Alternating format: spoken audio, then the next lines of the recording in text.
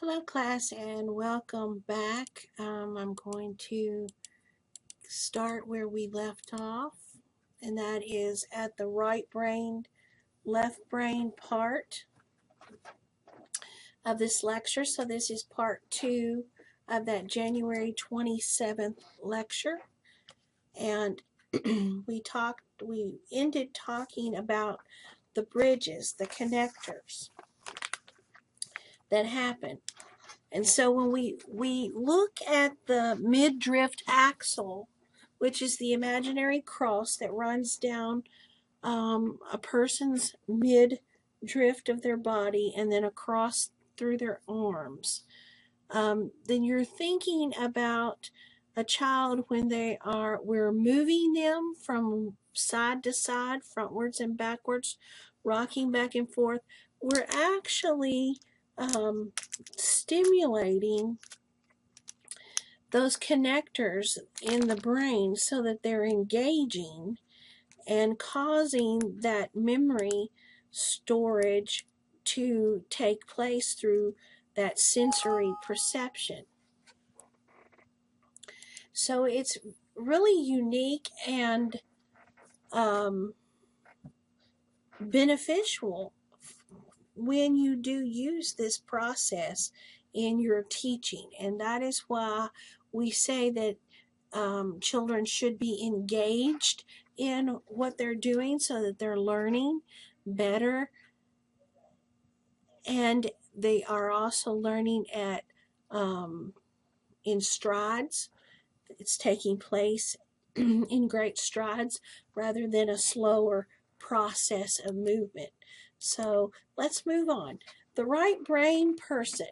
What does a right-brained peep look like? Well, basically, according to the left brain, right brain dominance theory, the right side of the brain is best at expressive and creative tasks, just like I said in the previous lecture. Some of the abilities that are particularly associated with the right side of the brain include recognizing faces, expressing emotions, music, reading emotions, color, imaginations, intuition, and creativity. They are very, very creative. The right brain person is considered to be good at logic and language and analytical thinking. The left brain person is often described as being better at language, logic, critical thinking, numbers, and reasoning, which is why I said that a lot of left brain people are very good at math and logic. So the most common learning styles that you're going to see in all people, not just children, not just adults, but in all people, you're going to see what's called the visual spatial learning, which is learning by seeing. And again, we understand that seeing is a sensory concept, and we use our senses to see. It's part of one of those things. I apologize for what's going on the screen. So if you're good by learning by seeing, then that's the type of person that you are. But look at your children. What are they?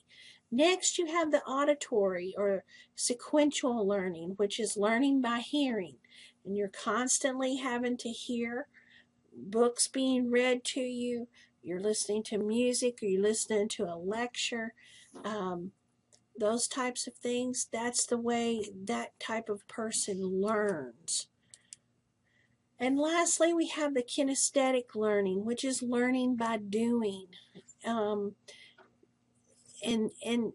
that means you have to be engaged in the process of the learning for it to take place and to go into that part where you are beginning to master over and over and over the learning concept, and then retrieval actually takes place. So research says this: Once a person discovers their dominant learning style, then place your learning style into your study habits or your routines. And again, basically what that's saying to us as teachers is we've got to know our children and their learning styles so that we can adapt our lesson plans, adapt how we are teaching in our classroom to actually help our children learn. So examples of that would be for us as students, maybe, if we're visual learners, we read our notes over and over, we use flashcards. Well, for a child, it could be that they're consistently looking at the book over and over and over. How many of you all have had a child bring you a book and they want to read the same book over and over? What are they doing? They are visually and auditorily engaging in that learning process. And so this gives you some examples of an auditory learner. As a student, they read their notes out loud, they teach out loud, but children do the same thing when they're learning too. Kinesthetics, rewriting your notes, teaching on the board. They're redoing over and over and over, playing the same games, playing this with the same toy, watching what happens time after time. Every time they take the little car and move it across the table and it falls off the table. Then they pick it back up and they move it across the table again and it falls off the table. You know, those are things that we think are boring, but to them, that's the learning part. So, stage 3, engaging that real life, brings about retrieval.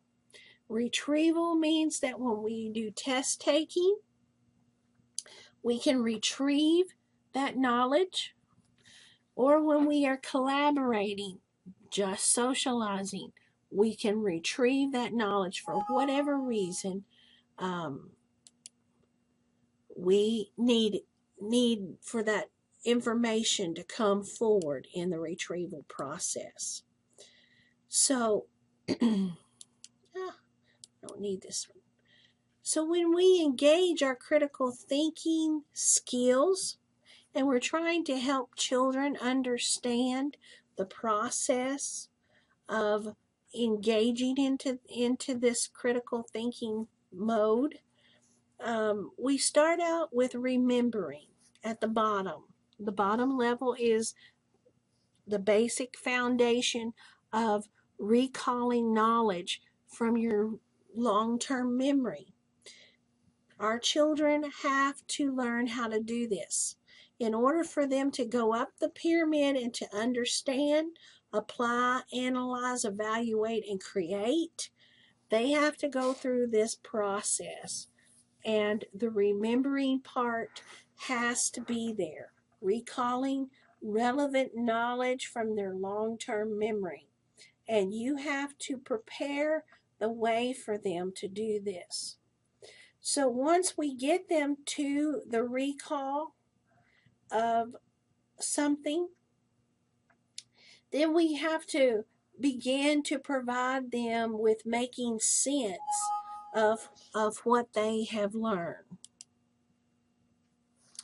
So when they begin to make sense of things, they start breaking it down and actually putting it into a pattern, and then they'll rebuild it again. That's a lot of times that's what you'll see them doing with cars, blocks, all these types of things. They will begin to make sense of the colors and patterns, start breaking them down into colors and patterns, and then they'll start building a structure of some sort in that particular way that they're seeing different things. So that shows you that they're understanding. And then they begin to apply their knowledge. They use their knowledge to gain new knowledges. This happens when they're in the brink of going from one milestone to another. They actually, at the bottom level, they're recalling it They've understood the concept, and now they're going to add to it. So they've got to apply and gain some new knowledge there. And then they will begin to break the concept down into parts even more and understand how each part is related to each other. And when they're doing that, it's called analyzing.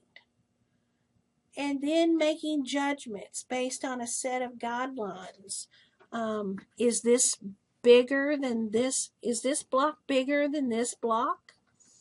Is this string longer than this string? Those are making judgments based on a set of guidelines. And so then you see children evaluating.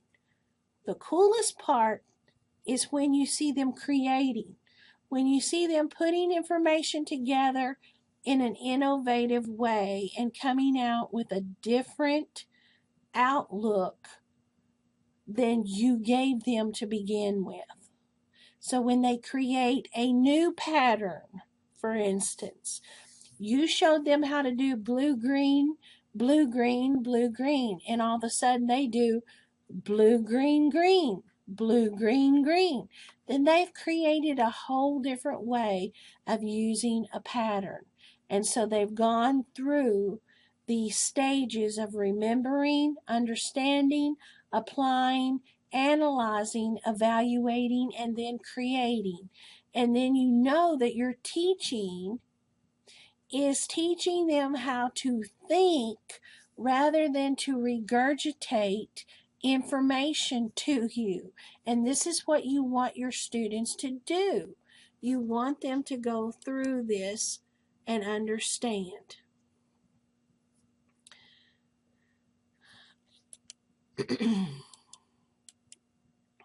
So just giving you a snapshot of what your children need to be doing is putting all this together. How does it really happen in a classroom? It's called real life. Well, now you're going to have to know your children. You're going to have to know their learning style. You're going to have to know their abilities, know their personal interest, and know their personal values. When you do this, and you begin to see them as individual children learning on a continuum, and then you see that they are breaking down their thought patterns, and you are allowing them to have and engage in the process rather than doing things for them, then you begin to understand them and where they are in their process of learning. And you become a higher level teacher because you're engaging in higher level thinking. And that's what you need to start doing. It's called intentional teaching. And that's part of what we're supposed to be doing. And that's what makes us good teachers.